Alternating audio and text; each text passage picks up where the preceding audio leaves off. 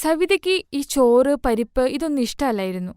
അവൾ എല്ലാ ദിവസവും കഴിക്കാൻ വേണ്ടിയിട്ട് പിസ്സ, ബർഗർ, മോമോസ് ഇതൊക്കെയാണ് ഓർഡർ ചെയ്തോണ്ടിരുന്നത്. ഇല്ലെങ്കിൽ അവൾ ഉണ്ടാക്കി കഴിക്കും. സവിത, നിന്നോട് എത്ര തവണ പറഞ്ഞു മോളെ, ഇതൊന്നും ആരോഗ്യത്തിന് നല്ലതല്ല. പിന്നെ പുറത്ത് ഭക്ഷണം നല്ലതല്ല, നീ എപ്പോഴും പുറത്തുനിന്നല്ലേ കഴിക്കുന്നേ? മമ്മി, അറിയാൻ പാടില്ല, എനിക്കിതൊന്നും ഇഷ്ടമല്ല. ഈ എന്നും അരിയും കറിയൊന്നും കഴിക്കാൻ. ഇതെല്ലാം കഴിക്കാൻ എനിക്ക് കൂടുതൽ ഇഷ്ടം. മോളെ, നിന്റെ കല്യാണം ആലോചിക്കുന്നുണ്ട്. അവിടെ ഒന്നും നിനക്ക് ഇതൊന്നും കഴിക്കാൻ കിട്ടില്ല മോളെ. അമ്മ, എന്തിനാ ഇങ്ങനെയൊക്കെ ചിന്തിക്കുന്നേ? അതെല്ലാം ഞാൻ നോക്കിക്കോളാം. ഞാൻ അവിടെയുള്ളവർക്കും ഇതെന്നെ കൊടുത്ത് ശീലിപ്പിച്ചോളാം. അങ്ങനെ കുറച്ചു ദിവസം കഴിഞ്ഞ് സവിതയുടെ കല്യാണവും കഴിഞ്ഞു. അങ്ങനെ കല്യാണം കഴിഞ്ഞ് അവരുടെ വീട്ടിലും ചെന്നു. സവിതയുടെ അമ്മ പറഞ്ഞു, മോളെ, ഇന്ന് നിന്റെ ആദ്യത്തെ ദിവസമാണ്. എന്താ ഇന്ന് ഉണ്ടാക്കുന്നത്? അടുക്കളയിൽ ചെല്ല്. അവിടെ പച്ചക്കറിയും എല്ലാ സാധനങ്ങളും ഉണ്ട്. നീ എല്ലാവർക്കും വേണ്ടി ഭക്ഷണം ഉണ്ടാക്ക്. ശരി അമ്മ, ഞാൻ ഉണ്ടാക്കാം. സവിത അടുക്കളയിൽ ചെന്നപ്പോ കണ്ടതോ പച്ചക്കറിയും അരിയും പരിപ്പും. ഇവൾക്കാണെങ്കിൽ ഇത് ഇഷ്ടമല്ല. സവിത തന്നെത്താനെ പറയാൻ തുടങ്ങി, ഇവിടെ പിസ്സയോ ബർഗറോ ഒന്നും ഉണ്ടാക്കാനുള്ള ഒരു സാധനവും ഇല്ലല്ലോ. എന്റെ ആദ്യത്തെ പാചകവുമാണ്. എനിക്ക് നല്ലതുണ്ടാക്കണമെന്നുണ്ട്. ബോറിംഗ് ആയിട്ടുള്ള ഭക്ഷണം ഉണ്ടാക്കിയാ എന്റെ ഇംപ്രഷൻ എന്താകും? ശരി, ഞാനൊരു കാര്യം ചെയ്യാം. ഓൺലൈനായിട്ട് മൈദയും ബാക്കി സാധനങ്ങളെല്ലാം ഓർഡർ ചെയ്യാം. അങ്ങനെ സവിത ഓൺലൈൻ വഴി ബർഗറും പിസ്സയും ഒക്കെ ഉണ്ടാക്കാനുള്ള സാധനങ്ങൾ ഓർഡർ ചെയ്തു. അത് കഴിഞ്ഞ് അവൾ chilli paneer, momos, pizza, burger അങ്ങനെ എല്ലാ സാധനങ്ങളും ഉണ്ടാക്കി. അങ്ങനെ ഡൈനിങ് ടേബിളിൽ വെച്ചു. എല്ലാവരും ഭക്ഷണം കഴിക്കാനും വന്നിരുന്നു. അവളുടെ അമ്മ ഇതെല്ലാം കണ്ട് വളരെ ദേഷ്യപ്പെട്ട് പറഞ്ഞു, മോളെ, ഇത് നീ എന്താ ഉണ്ടാക്കി വെച്ചിരിക്കുന്നത്? ഭക്ഷണം എവിടെ? അമ്മേ, ഭക്ഷണത്തിന് ഇതാ ഞാൻ ഉണ്ടാക്കിയത്. മോളെ, ഈ ഭക്ഷണമൊന്നും ഞങ്ങൾ ഇവിടെ കഴിക്കാറില്ല. ഞങ്ങൾ ഇവിടെ പച്ചക്കറിയും ചോറും ചപ്പാത്തിയൊക്കെയാ കഴിക്കുന്നത്. ഇതൊന്നുമല്ല. ശരി, മൂത്ത മോളെ, പോയി എന്തേലും കഴിക്കാനുണ്ടാക്ക്. ചെറിയ മോളെ, അവളെ സഹായിക്ക എന്തെങ്കിലും പോയി. അമ്മേ, അപ്പ ഉണ്ടാക്കി വെച്ചിരിക്കുന്ന ഭക്ഷണമൊക്കെയോ? ഇതൊന്നും ആരും കഴിക്കണ്ട. ഇതെല്ലാം മാറ്റിവെക്കേ. ഇതെല്ലാം പറഞ്ഞത് കേട്ടിട്ട് അച്ഛൻ പറഞ്ഞു, അയ്യോ മമത, മരുമകൾ ഇത്രയധികം ഭക്ഷണം ഉണ്ടാക്കിയ സ്ഥിതിക്ക് എന്തുകൊണ്ട് കുറച്ച് ഭക്ഷണം നമുക്ക് കഴിച്ചുകൂടാ? ഇല്ല, ഈ ഭക്ഷണമൊന്നും ആരും കഴിക്കണ്ട. ഇപ്പൊ കുറച്ചു കഴിയുമ്പോ ഭക്ഷണം ഉണ്ടാക്കും, അത് കഴിച്ചാ മതി. സവിത അവരുടെ കൂടെ അടുക്കളയിലേക്ക് ചെന്നു. ജ്യേഷ്ഠത്തി ഭക്ഷണം ഉണ്ടാക്കാൻ തുടങ്ങി. അപ്പൊ സവിത പറഞ്ഞു, ചേച്ചി, ഞാൻ ഇത്ര ഭംഗിയായിട്ട് ഭക്ഷണം ഉണ്ടാക്കിയത്, എന്നിട്ട് ആരെയും കഴിക്കാനും സമ്മതിച്ചില്ല. അതെന്താ? അതെ, അമ്മയുടെ ഓർഡറാണ് ചേച്ചി. എന്താന്ന് വെച്ചിട്ടുണ്ടെങ്കിൽ ഇവിടെ ഹെൽത്തി ആയിട്ടുള്ള ഫുഡ് മാത്രമേ ഉണ്ടാക്കാൻ പാടൂന്ന്. ചേച്ചി, ഈ പരിപ്പും ചോറൊന്നും ഞാൻ കഴിച്ചിട്ടേ ഇല്ല. എന്തു ചെയ്യാനാ, കഴിച്ചില്ലേ പറ്റൂ. ഇനി ഇതന്നെ കഴിക്കണം. അങ്ങനെ ബബ്ലിയും സവിതയും ചേർന്ന് റൊട്ടിയും ചപ്പാത്തിയും ഉണ്ടാക്കാൻ തുടങ്ങി. അങ്ങനെ എല്ലാവർക്കും കഴിക്കാനും കൊടുത്തു. പക്ഷെ സവിതയ്ക്ക് എല്ലാവരും ഭക്ഷണം ഉണ്ടാക്കി കൊടുക്കണമെന്നായിരുന്നു. പക്ഷെ മമത ആരെക്കൊണ്ടും തിന്നിച്ചില്ല. അതുകൊണ്ട് എല്ലാവരും മിണ്ടാതിരുന്ന് ആ പരിപ്പും ചോറും കഴിക്കാൻ തുടങ്ങി. പക്ഷെ സവിതയ്ക്ക് അത് കഴിക്കാൻ പറ്റിയില്ല. അവൾ കുറച്ചു കഴിച്ചിട്ട് എണീറ്റു. അങ്ങനെ 2 ദിവസം കഴിഞ്ഞു. അങ്ങനെ സവിതയുടെ വയറ് നിറയുന്നില്ല. അങ്ങനെ രാത്രി 11 മണിക്ക് സവിത തന്റെ ഭർത്താവിനോട് പറഞ്ഞു, ചേട്ടാ, എനിക്ക് നന്നായിട്ട് വിശക്കുന്നുണ്ട്. എനിക്ക് അമ്മ ഉണ്ടാക്കുന്ന ഭക്ഷണമൊന്നും കഴിക്കാനും പറ്റുന്നില്ല. ഞാനൊരു കാര്യം ചെയ്യട്ടെ, എനിക്ക് വേണ്ടി ബർഗർ ഉണ്ടാക്കി കഴിക്കട്ടെ?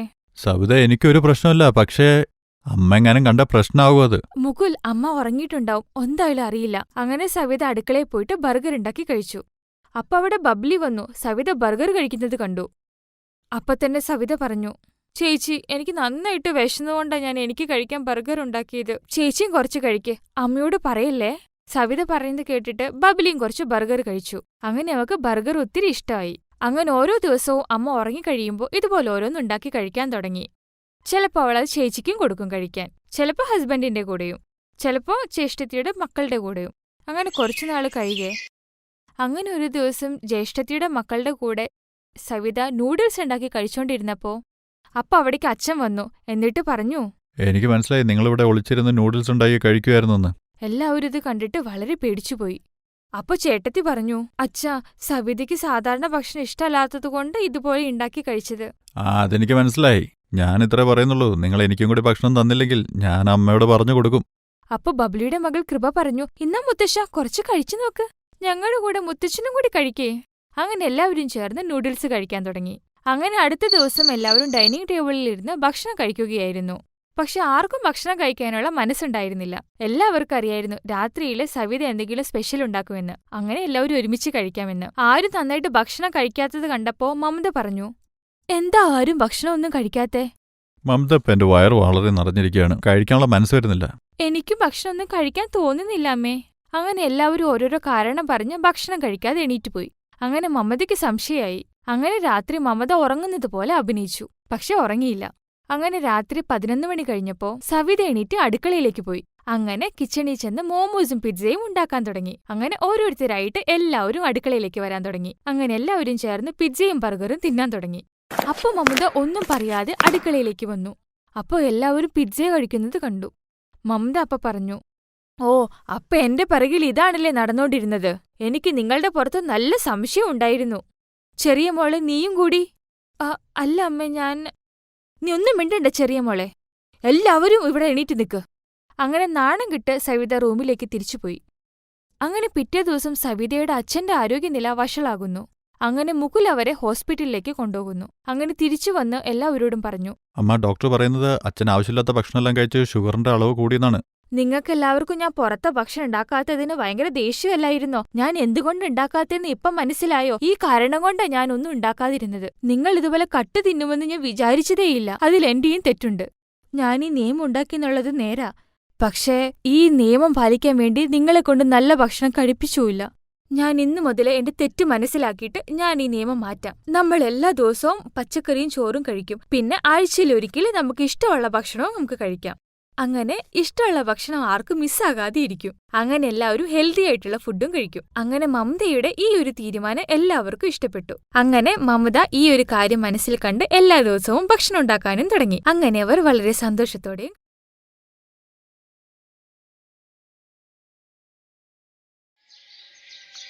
കുറെ കാലങ്ങൾക്ക് ശേഷം നല്ല രീതിയിൽ ഒരു ഷോപ്പിംഗ് ചെയ്യാൻ പറ്റി. ഷോപ്പിംഗ് എല്ലാം നീയല്ലേ ചെയ്തത്? ആരാ നിന്നോട് വേണ്ടാന്ന് പറഞ്ഞത്? പൈസ വേണമെങ്കിൽ ഞാൻ തരാമായിരുന്നല്ലോ. അങ്ങനെയല്ല, ഈ മോളിലെ കാര്യങ്ങളൊന്നും എനിക്ക് മനസ്സിലായില്ല. ഓ, പിന്നെ നിന്റെ പഴഞ്ചൻ രീതികൾ. ശരി, വാ, നമുക്ക് എന്തെങ്കിലും കുടിക്കാം. നമുക്ക് ഇളനീർ കുടിച്ചാലോ? എന്താ, ഇളനീരോ? ശരി, അങ്ങനെ തന്നെ ആകട്ടെ. പൂജയും പൂനവും കോളേജിൽ ഒരേ ക്ലാസ്സിൽ പഠിക്കുന്നവരാണ്. എന്നാൽ അവരുടെ സ്വഭാവം വളരെ വ്യത്യസ്തമായിരുന്നു. പൂജയ്ക്ക് നഗരത്തിന്റെ കാഴ്ചകളും അവിടുത്തെ ജീവിതത്തെയും വളരെ ഇഷ്ടമായിരുന്നു. എന്നാൽ പൂനത്തിന് ഈ തിരക്കുകളും പരിഷ്കാരങ്ങളും ഒന്നും അത്രയ്ക്കിഷ്ടമായിരുന്നില്ല. വാവ്, നല്ല രസമുണ്ട്. എന്ത് രസം? ഒരു മധുരമുള്ള വെള്ളം. അല്ലാതെ ഈ ഇളനീരിന് എന്ത് രസമാണ് ഉണ്ടാകേണ്ടത്? വിഷം ചേർത്ത് കൂൾ ഡ്രിങ്ക്സ് കഴിക്കുമ്പോൾ നിനക്ക് എന്ത് രസമാണ് തോന്നുന്നത്? അതിനകത്ത് സോഡയുണ്ട്, ഫിസ്സുണ്ട്. അത് കുടിച്ചാൽ ദാഹവും ക്ഷീണവും മാറുന്നു. അടിപൊളി റിഫ്രഷിംഗ് ഫീലാണ് ഉണ്ടാകുന്നത്, യുനോ. ഓഹോ, എങ്കിൽ മാഡം പൂജ, ഈ ഇളനീർ കുടിക്കുമ്പോൾ ഞാനും റിഫ്രഷ് ആകുന്നുണ്ട്. മനസ്സിലായോ? ശരി ശരി, നീ ജയിച്ചു, ഞാൻ തോറ്റു. കാര്യങ്ങളൊക്കെ സംസാരിച്ച് അവരുടെ വീടുകളിലേക്ക് യാത്ര തിരിച്ചു. അടുത്ത ദിവസം കോളേജിൽ. പൂനം, ഞാൻ ടിഫിനിൽ സാൻഡ്വിച്ച് കൊണ്ടുവന്നിട്ടുണ്ട്, നമുക്ക് കഴിക്കാം. ഞാൻ മാങ്ങ കൊണ്ടുവന്നിട്ടുണ്ട്, നിനക്കത് വേണോ? വേണ്ട, എനിക്കത് വേണ്ട. മാങ്ങയ്ക്ക് എന്താ കുഴപ്പം? വല്ലപ്പോഴും അതൊക്കെ ഒന്ന് കഴിച്ചു നോക്കൂ. ഞാൻ മാമ്പഴമൊക്കെ ഒത്തിരി കഴിച്ചിട്ടുണ്ട്. എന്തൊക്കെ കെമിക്കൽസ് ആണ് ഇതിൽ കുത്തിവെക്കുന്നതെന്ന് നിനക്കറിയാമോ? അത് ചീത്തയാകാതിരിക്കാനും പെട്ടെന്ന് പഴുക്കുന്നതിനും മാവുകളിൽ മലിനജലം പോലും ഒഴിക്കാറുണ്ട്. എന്ത് മലിനജലമോ? നമുക്ക് ഈ നഗരത്തിൽ കുടിക്കാൻ പോലും ശുദ്ധജലം കിട്ടാനില്ല. അപ്പോൾ ഈ മരങ്ങളിൽ മിനറൽ വാട്ടർ എടുത്ത് ഒഴിക്കുമെന്നാണോ നീ വിചാരിച്ചിരിക്കുന്നത്? നീ പറഞ്ഞത് വളരെ ശരിയാണല്ലോ. പക്ഷെ ഈ മാങ്ങകൾ നഗരത്തിൽ നിന്നല്ല. ഇത് എന്റെ അയൽപക്കത്തുള്ള അങ്കിൾ അവരുടെ നാട്ടിൽ നിന്ന് വന്നപ്പോൾ കൊണ്ടുവന്നതാണ്. ഒരെണ്ണം കഴിച്ചു നോക്കൂ.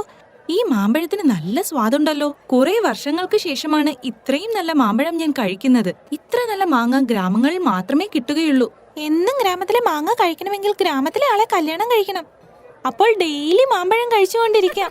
അത് ശരി തന്നെയാണ്. പക്ഷേ ഗ്രാമങ്ങളിൽ മോളും സിനിമാ ഹാളും ഉണ്ടാകുമോ എന്തോ. പൂജയുടെ വർത്തമാനം കേട്ട് പൂനത്തിന് ചിരി അടക്കാൻ കഴിഞ്ഞില്ല. പക്ഷേ വിധി മറ്റൊരു കളിയാണ് കളിച്ചത്. പൂജയുടെ പപ്പയുടെ കൂട്ടുകാരൻ ഗ്രാമത്തിൽ വലിയൊരു കർഷകനായിരുന്നു. അവർ രണ്ടുപേരും കുട്ടിക്കാലം മുതലേ ഒരുമിച്ച് പഠിച്ചു വളർന്നവരാണ്. പിന്നീട് പൂജയുടെ പപ്പ നഗരത്തിലേക്ക് വരികയായിരുന്നു. കാലങ്ങൾ കടന്നുപോയപ്പോൾ സൗഹൃദം ബന്ധത്തിലേക്ക് വഴിമാറി. പൂജയുടെ വിവാഹം അരുണിന്റെ മകൻ ആരുഷുമായി നടന്നു. ഒരു ദിവസം, നിനക്ക് ഗ്രാമം ഒട്ടും ഇഷ്ടമല്ലെന്ന് എനിക്ക് മനസ്സിലായി. അയ്യോ, അങ്ങനെയല്ല. കുട്ടിക്കാലം മുതൽ നഗരത്തിൽ പഠിച്ചു വളർന്നതല്ലേ, അതുകൊണ്ട് എനിക്ക് നഗരം കുറച്ച് കൂടുതൽ ഇഷ്ടമാണ്.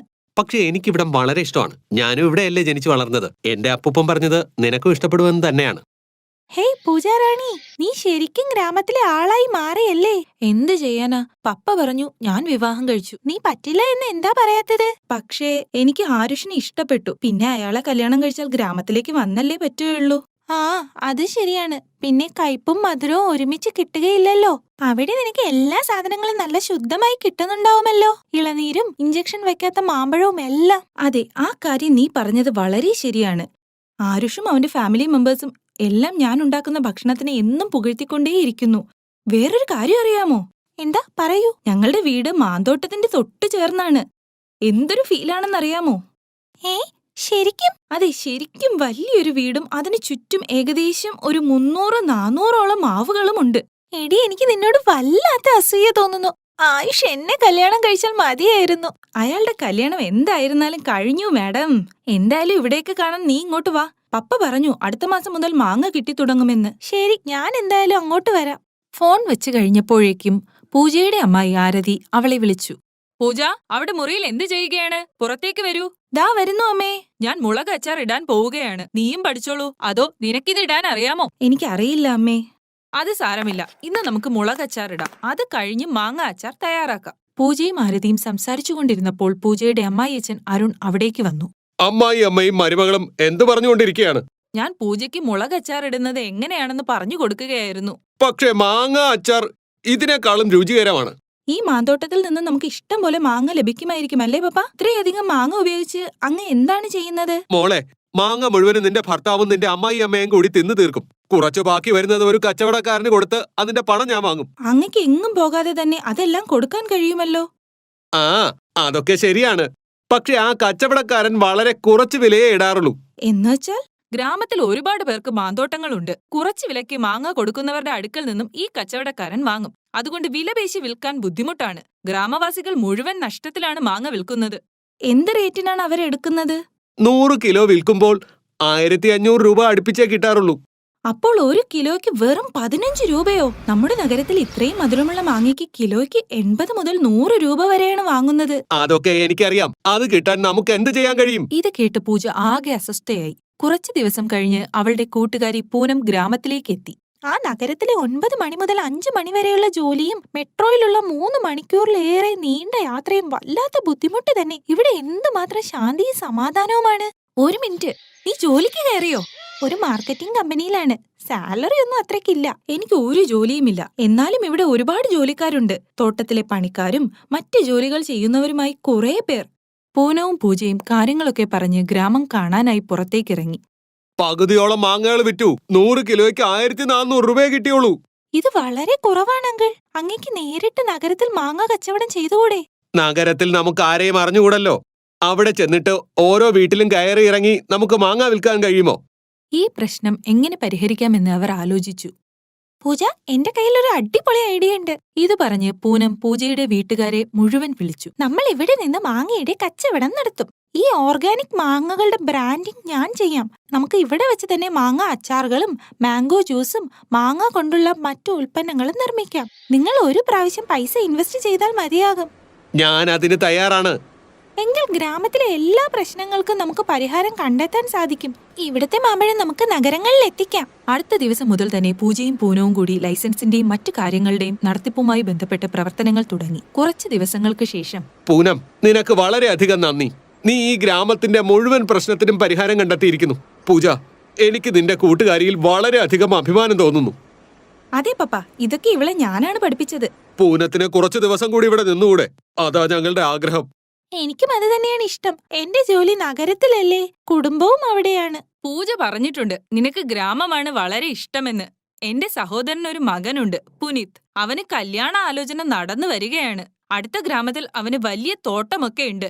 എന്താ, ആലോചിക്കാൻ പറയട്ടെ? ആരതിയുടെ വാക്കുകൾ കേട്ട് പൂനം ആകെ നാണിച്ചുപോയി. പൂനവും പൂജയും തമ്മിലുള്ള സൗഹൃദം അങ്ങനെ പിന്നെയും കൂടുതൽ ദൃഢമായി തുടർന്നു. Thanks for watching.